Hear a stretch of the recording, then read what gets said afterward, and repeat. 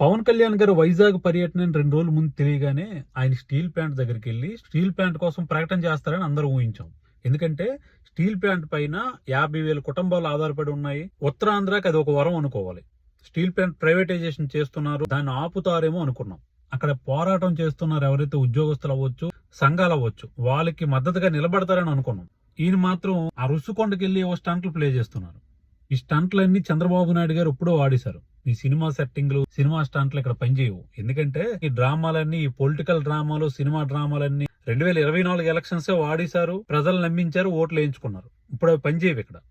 అక్కడ మోటార్ పెట్టి తోడిన దానికి, మీరు ముగ్గురు హెలికాప్టర్లో తిరిగిన దానికి, ఆ కలుపు కంపలు కొట్టిన దానికి, వీటిలన్నిటికి కూడా ఎంత అయిందో లెక్కలు చూపించండి. మీకు చేతనైతే స్టీల్ ప్లాంట్ ప్రైవేటైజేషన్ అవ్వకుండా ఆపండి.